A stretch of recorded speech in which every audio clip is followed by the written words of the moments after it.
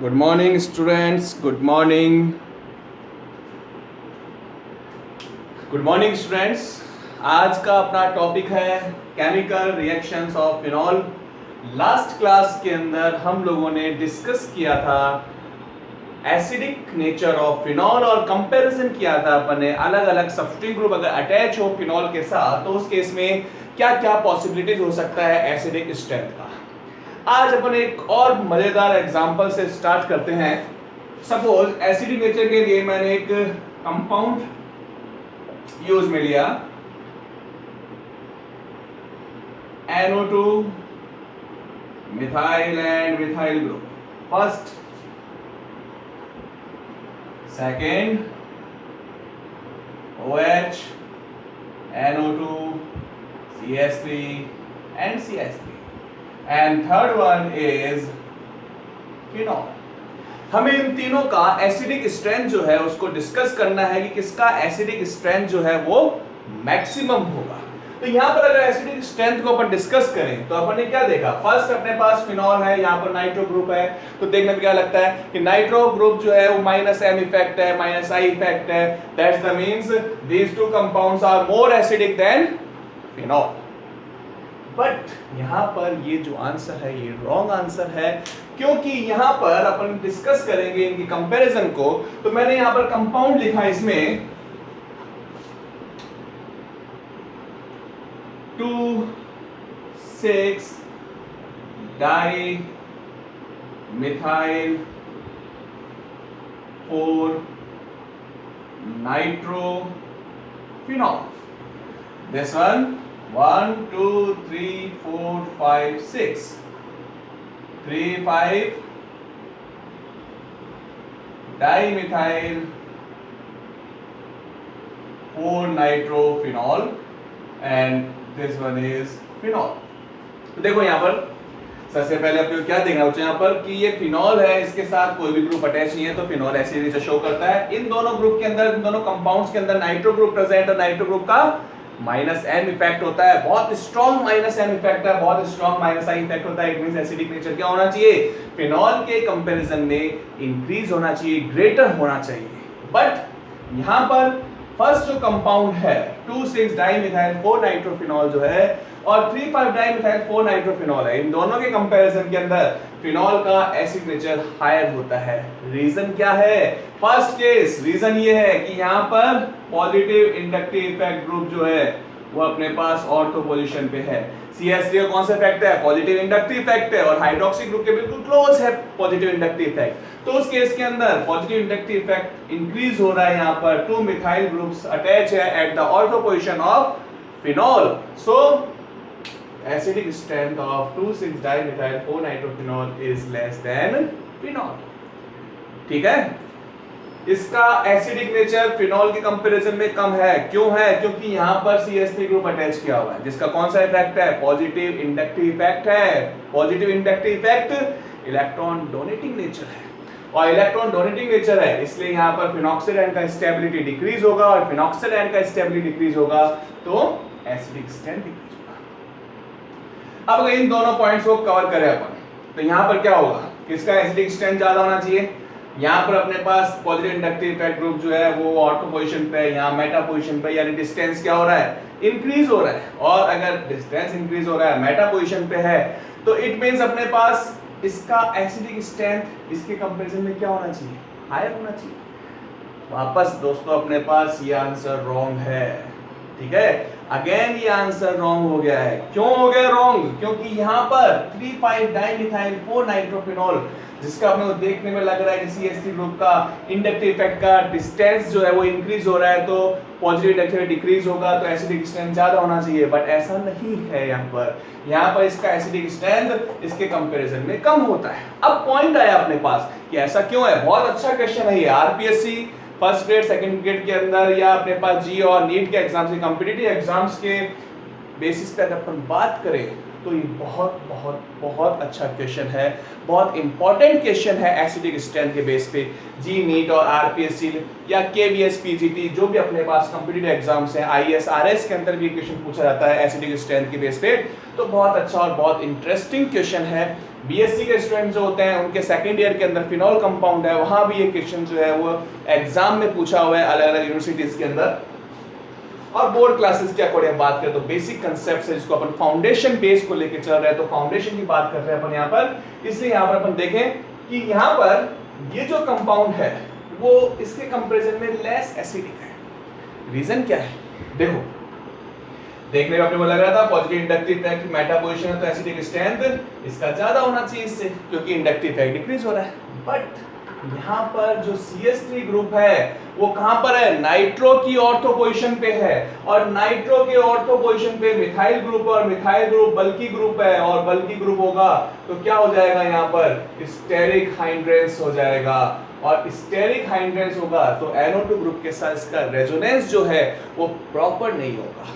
ठीक है, देखो दोस्तों, यहाँ पर जब अपने पास फिनॉक्साइड आयन का फॉर्मेशन होगा, नेगेटिव चार्ज मूव करता है तो नाइट्रो ग्रुप का नेगेटिव मेसोमेरिक और नेगेटिव इंडक्टिव इफेक्ट होता है, तो वो क्या करता है? फिनॉक्साइड आयन को स्टेबिलिटी देता है।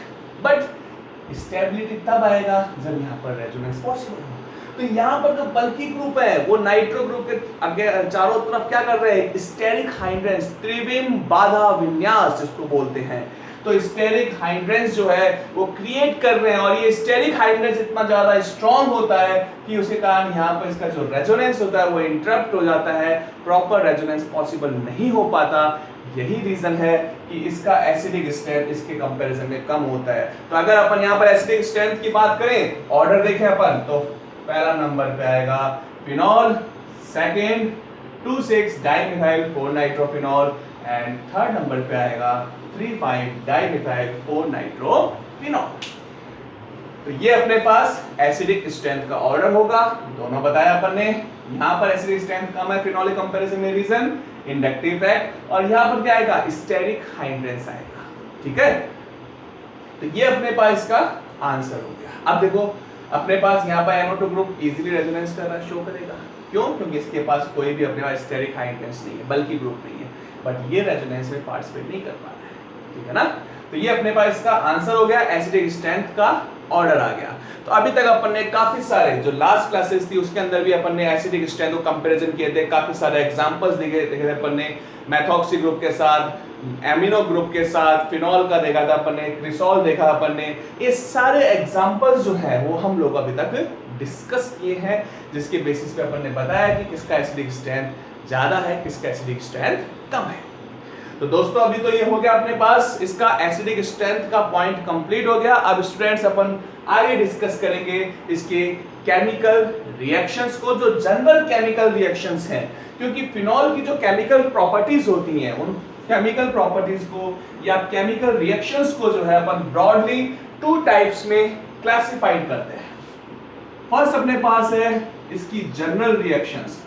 जनरल रिएक्शंस के अंदर कौन सा रिएक्शंस आएगा? जिसमें फिनॉल का हाइड्रोजन OH बॉन्ड ब्रेक होगा या COH बॉन्ड ब्रेक होता है। ये दोनों रिएक्शन जो है वो अपन जनरल रिएक्शन के अंदर स्टडी करते हैं। और सेकंड जो मोस्ट इंपॉर्टेंट पार्ट है फिनॉल की केमिकल प्रॉपर्टीज का, वो क्या है? वो है electrophilic substitution reaction, because benzene ring है यहाँ पर, और बेंजीन रिंग कंटेनिंग कंपाउंड जो होते हैं उनमें सबसे बढ़िया जो प्रॉपर्टी है, जो कैरेक्टरिस्टिक प्रॉपर्टीज है, वो क्या है? Electrophilic substitution reactions. तो ये जो कंपाउंड्स हैं, फिनॉल है जिसमें बेंजीन रिंग प्रेजेंट है, वो कौन सा रिएक्शन शो करेगा? Electrophilic substitution reaction. Students, phenol की जो दोनों प्रॉपर्टीज है बहुत ज्यादा इंपॉर्टेंट है, कन्वर्जन मेथड के अंदर आता है, कॉम्पिटिटिव एग्जाम्स के अंदर क्वेश्चंस के अंदर पूछा जाता है। तो अपन स्टार्ट करते हैं सबसे पहले general chemical reactions of phenol. General chemical reactions of phenol, first upon acidic nature के बेस पे ही बात करें तो एसिडिक नेचर की रिएक्शन सिमिलर है, जैसा अल्कोहल के अंदर होता है एसिड नेचर, बिल्कुल सेम टू सेम फिनॉल के अंदर है। और फिनॉल के एसिडिक स्ट्रेंथ के नेचर के लिए जो प्रॉपर्टीज है उसमें फर्स्ट अपन नोट करते हैं रिएक्शन विद मेटल्स। मेटल्स कौन सा होना चाहिए? मेटल्स मोस्ट इलेक्ट्रोपॉजिटिव मेटल्स, क्योंकि मेटल्स की प्रॉपर्टीज होती है। मेटल्स की क्या प्रॉपर्टीज है? मेटल की प्रॉपर्टी है कि वो एसिड में से हाइड्रोजन को इजीली रिमूव कर देता है, ठीक है, हाइड्रोजन गैस रिलीज करता है। ये अपने पास एसिड नेचर शो करने की रिएक्शन है। जो एसिड्स जो है उनकी प्रॉपर्टीज है कि जब भी उनका अपन इलेक्ट्रोपॉजिटिव मेटल्स के साथ रिएक्ट करते हैं तो मेटल हाइड्रोजन को रिप्लेस कर देता है। उसका रीजन क्या है? क्योंकि जो मेटल्स होता है उसका स्टैंडर्ड रिडक्शन पोटेंशियल की वैल्यू जो होता है वो हाइड्रोजन के कंपैरिजन में कम होता है। दोस्तों अगर आप लोगों ने सबने अगर इलेक्ट्रोकेमिस्ट्री को डिस्कस किया होगा, इलेक्ट्रोकेमिस्ट्री पढ़ा होगा, तो स्टूडेंट्स अपने को पता है कि इलेक्ट्रोकेमिस्ट्री की जो सीरीज दिया हुआ इलेक्ट्रोकेमिकल सीरीज है उसमें standard electrode potential of hydrogen is 0। She standard hydrogen electrode, जिसके लिए ई नोट की वैल्यू अपन ने अज्यूम किया हुआ है 0, और मेटल्स जो है उसके लिए स्टैंडर्ड इलेक्ट्रोड पोटेंशियल की वैल्यू आता है नेगेटिव में। इट मींस हाइड्रोजन के कंपैरिजन में मेटल्स जो होते हैं वो इजीली इलेक्ट्रॉन को रिलीज कर देते हैं। उनमें इलेक्ट्रॉन रिलीजिंग नेचर जो है वो ज्यादा होता है, और इलेक्ट्रॉन रिलीजिंग नेचर ज्यादा है इसलिए मेटल्स मोर रिएक्टिव होता है हाइड्रोजन कंपैरिजन में। और यही रीजन है कि एसिड्स के साथ जब भी अपन इसका रिएक्शन करेंगे तो उस केस में ये हाइड्रोजन को रिप्लेस करेगा। 2 moles of phenol react with sodium metal then form C6H5ONa and hydrogen gas। Sodium phenoxide का फॉर्मेशन होता है, सोडियम फिनॉक्साइड। तो फर्स्ट रिएक्शन हो गया reaction with metal, sodium metal लें, पोटेशियम मेटल लें, एल्यूमिनियम मेटल लें, तो नॉर्मली मेटल्स जो होते हैं बहुत ज्यादा इलेक्ट्रोपॉजिटिव मेटल्स की कैटेगरी में आता है। Second point, reaction with strong base. Strong base कौन सा है? स्ट्रॉन्ग बेस है बेटा NaOH है अपने पास, KOH है जो स्ट्रॉन्ग बेस है। फिनॉल का अगर स्ट्रॉन्ग बेस के साथ रिएक्शन करें, क्योंकि फिनॉल है C6H5OH, इसका रिएक्शन कर दिया बेस के साथ, ये एसिड है और ये बेस है, और एसिड और बेस की रिएक्शन से क्या बनता है? Simple acid base neutralization reaction जो है वो अगर अपन देखें तो न्यूट्रलाइजेशन रिएक्शन में क्या होता है? एसिड से H पॉजिटिव, बेस से OH नेगेटिव, H2 रिलीज होता है और सॉल्ट का फॉर्मेशन होता है, और जो यहाँ पर एंथैल्पी रिलीज होता है that's called standard neutralization enthalpy of acid base, ठीक है। तो एसिड और बेस को कंप्लीटली न्यूट्रलाइज करते हैं अपन, तो उस केस में जो एंथैल्पी रिलीज होता है, जो एनर्जी रिलीज होता है, जो हीट रिलीज होता है, दैट्स कॉल्ड न्यूट्रलाइजेशन एंथैल्पी। तो यहाँ पर फिनॉल एसिड है, NaOH बेस है, दोनों का रिएक्शन किया, then formed salt, sodium phenoxide and H2। अब स्टूडेंट्स यहाँ पर मेन पॉइंट है कि मैंने बेस के साथ बात की है, तो कौन सा बेस बोला मैंने क्लियरली बोला स्ट्रॉन्ग बेस।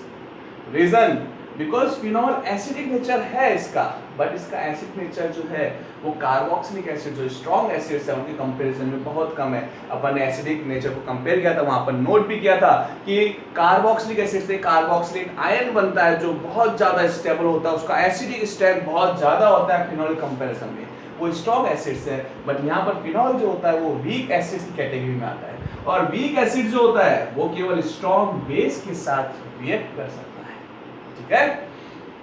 अगर यहाँ पर अपन वीक बेस यूज में लेते, weak base like sodium hydrogen carbonate, तो ये कोई भी रिएक्शन शो नहीं करता है। ये पॉइंट भी अपन नोट कर चुके हैं। जब अपन ने कंपैरिजन किया था तो वहां पर मैंने आप लोगों को बताया था कि अगर डिस्टिंग्विश मेथड आ जाए कार्बोक्सिलिक एसिड और फिनॉल का, तो वहां पर अपन क्या करते हैं? NaOH और बाइकार्बोनेट के साथ रिएक्शन करते हैं, क्योंकि फिनॉल जो है वो वीक एसिड है, वो स्ट्रॉन्ग बेस के साथ तो रिएक्ट करता है बट वीक बेस के साथ कोई रिएक्शन शो नहीं करता। बट कार्बोक्सिलिक एसिड जो है वो दोनों के साथ इक्वली रिएक्शन शो करता है, ठीक है, और सॉल्ट का फॉर्मेशन करेगा। तो ये रिएक्शन होगी अपने पास रिएक्शन विद बेस, ठीक है।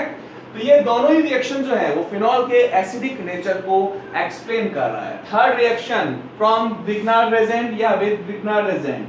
अब देखो बच्चों, ब्रिग्नार्ड रेजेंट के साथ रिएक्शन करें, क्या होगा?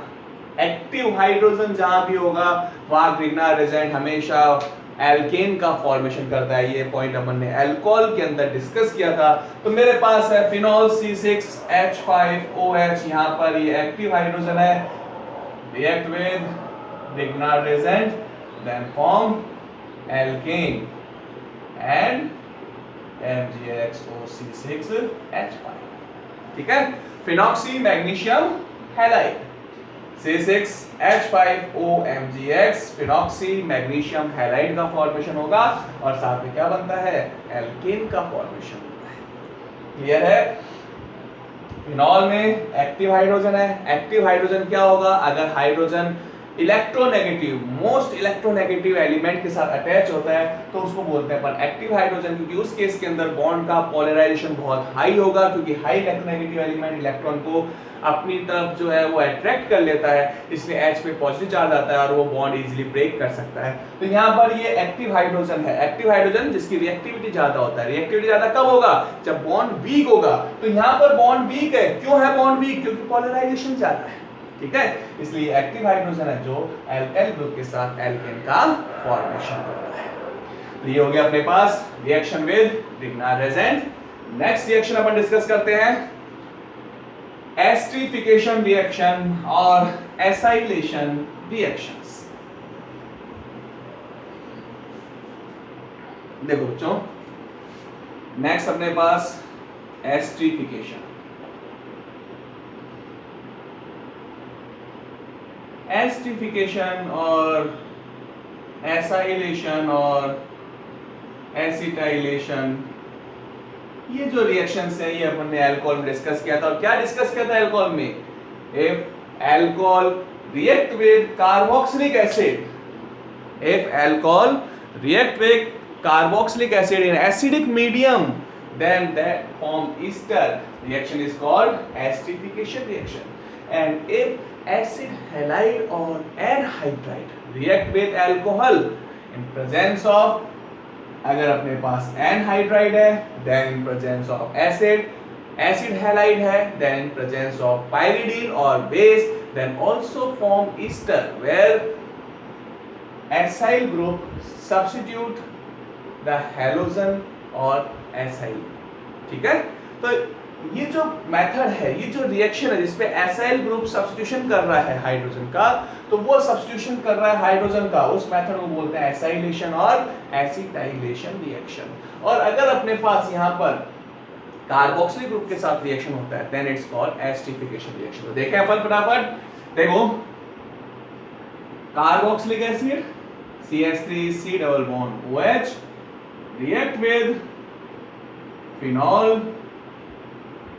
in acidic medium, concentrate H2SO4 अपने पास जो मिनरल एसिड्स है उसकी प्रेजेंस में रिएक्शन होता है, इक्विलिब्रियम है रिएक्शन के अंदर, तो उस केस में यहाँ से H और ये OH H2 रिलीज होता है और जैसे ही H2 रिलीज होता है उसको अपन फ्रीक्वेंटली रैपिडली उस H2 मॉलिक्यूल को रिमूव कर देता है, बिकॉज दिस रिएक्शन जो है वो इक्विलिब्रियम फॉर्म में है और इक्विलिब्रियम फॉर्म में है तो उस केस में अगर प्रोडक्ट का कॉन्सेंट्रेशन इंक्रीज हो जाएगा तो वापस बैकवर्ड रिएक्शन स्टार्ट होता है। तो बैकवर्ड रिएक्शन को स्टॉप करने के लिए अपन यहाँ पर जो साइड प्रोडक्ट बन रहा है H2 बन रहा है उसको अपन रिमूव कर देते हैं। ये जो रिएक्शन है उसमें H2 रिमूव हो जाएगा, then form CH3C double bond O C6H5 and H2। This one is called phenyl acetate and this reaction is called esterification reaction। Alcohol के अंदर हम लोगों ने क्लियर डिस्कस किया था कि अगर अल्काइल ग्रुप का साइज इंक्रीज होता है तो इसका रिएक्टिविटी डिक्रीज होता है। वहां पर अपन ने ये भी पॉइंट नोट किया था कि यहाँ पर रिएक्शन मिनरल एसिड्स की प्रेजेंस में हो रहा है और पहले मिनरल एसिड्स जो होते हैं उससे H पॉजिटिव आयन रिलीज होता है जो कार्बोक्सिलिक ग्रुप के ऑक्सीजन पे अटैक करता है, इसलिए यहाँ पर एसिड जो है कार्बोक्सिलिक ग्रुप है उससे OH नेगेटिव रिलीज हो रहा है और फिनॉल से हाइड्रोजन। ठीक है, ये अपन पहले एक लेक्चर के अंदर अपन डिस्कस कर चुके हैं। जिन स्टूडेंट्स ने वो लेक्चर नहीं लिया है या उनको इसमें कोई क्लियरिटी नहीं आ रहा है तो वो अल्कोहल की केमिकल प्रॉपर्टीज के अंदर एस्टरिफिकेशन रिएक्शन को देखें।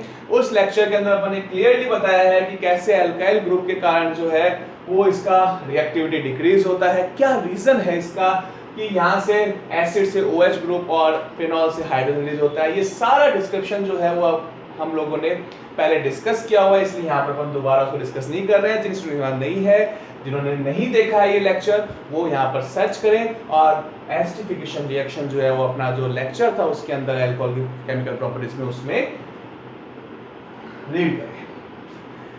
ठीक है, ओके, नेक्स्ट सेगमेंट की बात करें अपन इसके अंदर। तो ये आ गया अपने पास एसिडिफिकेशन रिएक्शन। नेक्स्ट मैंने क्या किया, if acid halide react with phenol, अगर एसिड हैलाइड के साथ रिएक्शन करते हैं तो यहाँ पर प्रेजेंस किसका लेते हैं अपन, पेरिडीन का प्रेजेंस लेते हैं। बेस की प्रेजेंस में रिएक्शन होता है, बिकॉज ये जो रिएक्शन है इसमें हाइड्रोजन का सब्स्टिट्यूशन एसाइल ग्रुप से हो रहा है और हाइड्रोजन क्या करता है, एसिड रिलीज करता है, और एसिड क्या है, एसिड है, इसलिए अपने पास एसिड को न्यूट्रलाइज करने के लिए, एब्सॉर्ब करने के लिए अपन पाइरिडिन को यूज कर लेते हैं, क्योंकि ये भी क्या अपने पास रिवर्सिबल रिएक्शन है। तो देखो यहाँ पर रिएक्शन में क्या हुआ, हाइड्रोजन जो है वो एसिड फॉर्म रिलीज हो गया और हाइड्रोजन को सब्स्टिट्यूट किसने किया, एसाइल ग्रुप सब्स्टिट्यूट करता है, then form again phenyl acetate. This reaction is called acylation reaction because ये acyl group जो होता है, ये acyl group हाइड्रोजन को सब्स्टिट्यूट कर रहा है। एक और एग्जांपल है अपन एनहाइड्राइड की बात करें, this one is called acetic anhydride. Anhydride react with phenol in presence of acid, then acetic acid remove हो गया, again form फिनाइल एसिटेट। तो स्टूडेंट्स ये जो रिएक्शन है यहाँ भी अपने ने देखा कि हाइड्रोजन जो है वो एसाइल ग्रुप से रिप्लेस हो रहा है, then these reactions are called acylation और एसिटाइलेशन रिएक्शन। क्लियर है स्टूडेंट्स, एसिडिफिकेशन, एसाइलेशन और एसिटाइलेशन रिएक्शंस। नेक्स्ट जो रिएक्शन है वो इसी का एक्सटेंडेड पार्ट है, जैसे यहाँ पर अपन ने अभी तक यूज में लिया है एलिफेटिक कार्बोक्सिलिक एसिड, अगर या एलिफेटिक ऑयल हैलाइड्स अपन ने यूज में लिया है, अगर सपोज करें अपन कि एलिफेटिक की जगह अगर एरोमेटिक एसिड हैलाइड यूज में ले, then that reaction is called benzoylation reaction. In this benzoylation reaction, benzoyl chloride C6H5C double bond OCl, benzoyl chloride react with phenol और रिएक्शन एसिड हैलाइड है, तो किसकी प्रेजेंस में होगा, पाइरिडिन की presence में अपने पास रिएक्शन होगा। In presence of pyridine acid release हो गया, then form C6H5C double bond OC6H5, that's called phenyl benzoate. Phenyl benzoate का फॉर्मेशन होता है और ये जो रिएक्शन है, इस रिएक्शन का नेम क्या होगा अपने पास, स्कॉटन-बोमन रिएक्शन। ठीक है, रिएक्शन का नेम क्या होगा अपने पास, स्कॉटन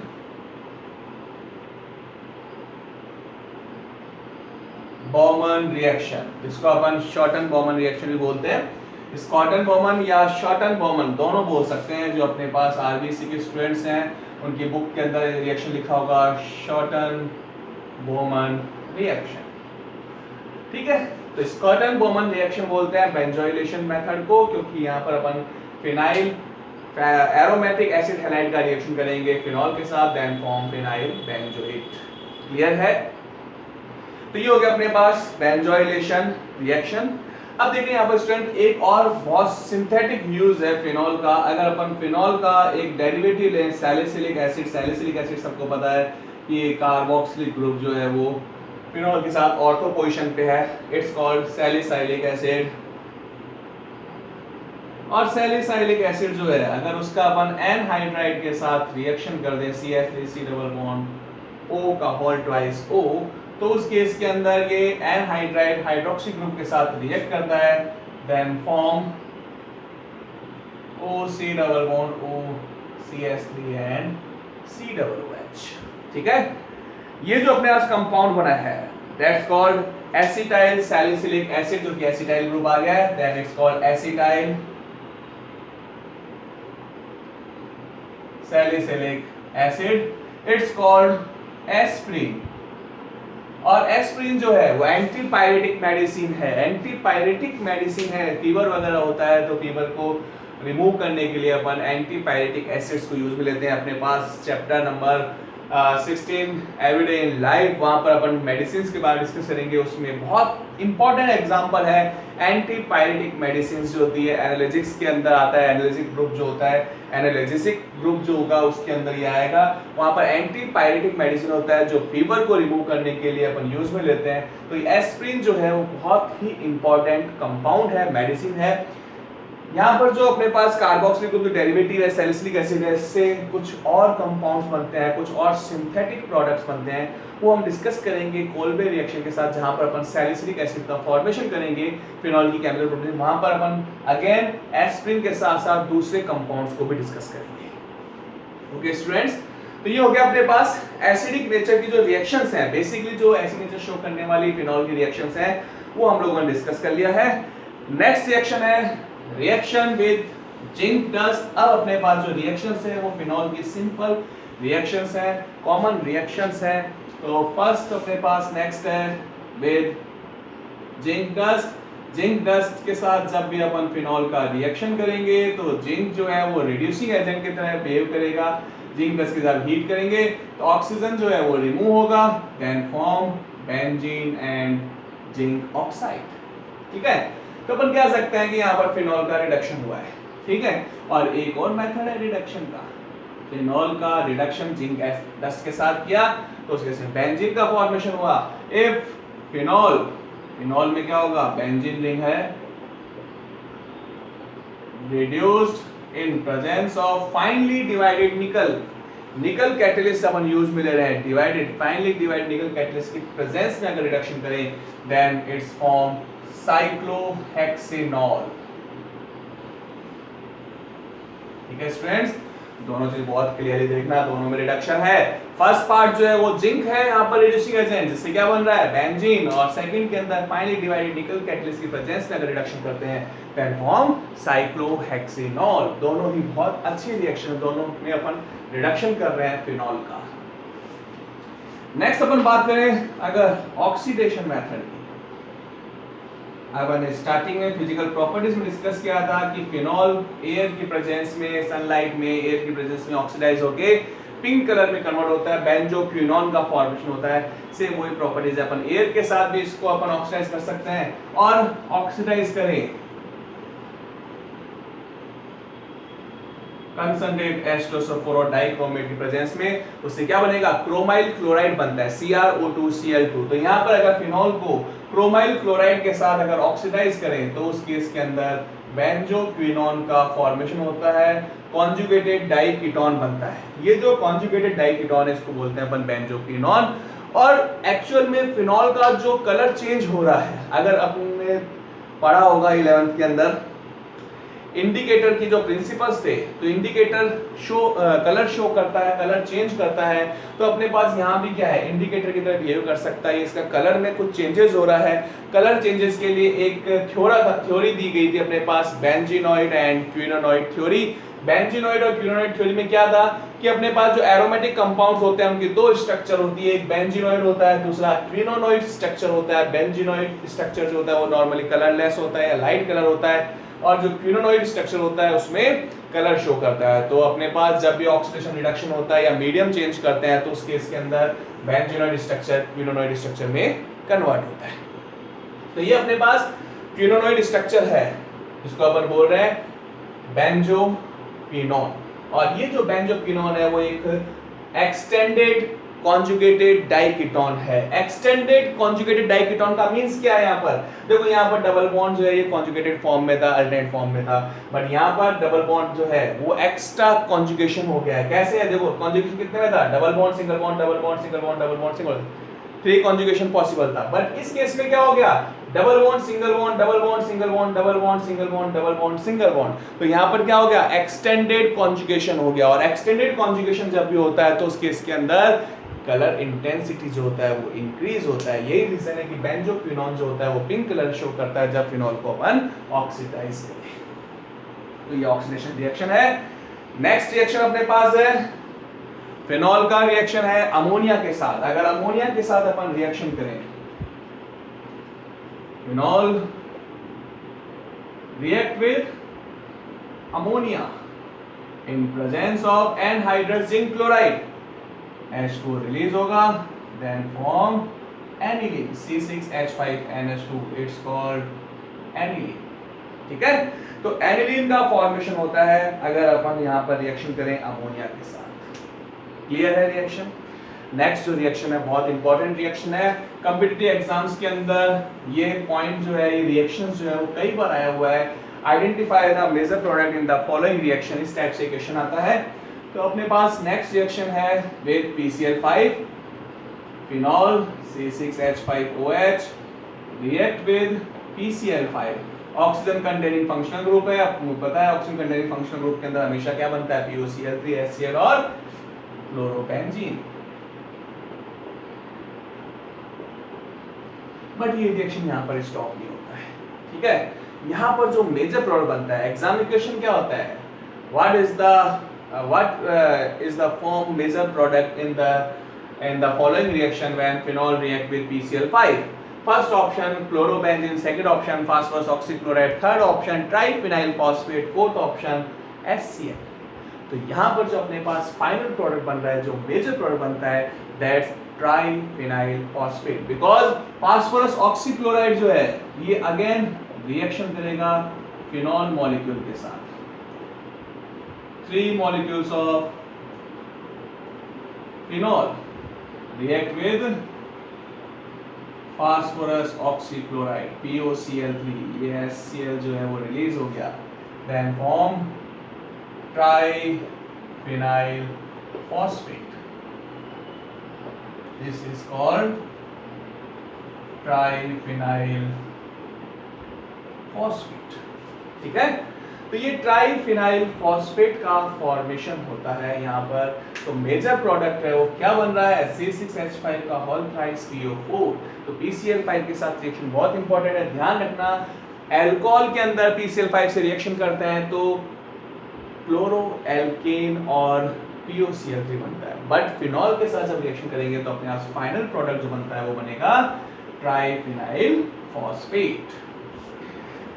नेक्स्ट रिएक्शन है इथरेशन रिएक्शन, और ये जो प्रॉपर्टी है इथरेशन रिएक्शन का, ये अपन नेक्स्ट पॉइंट ईथर के प्रिपरेशन मेथड में डिस्कस करेंगे।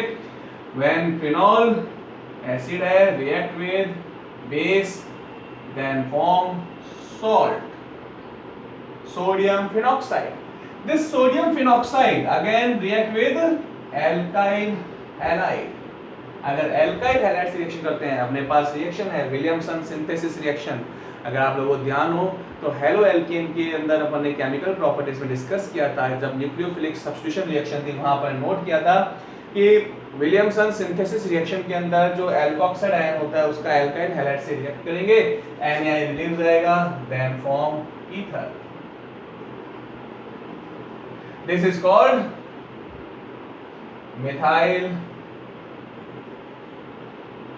फिनाइल ईथर, और most important name of this compound, commercial name anisole.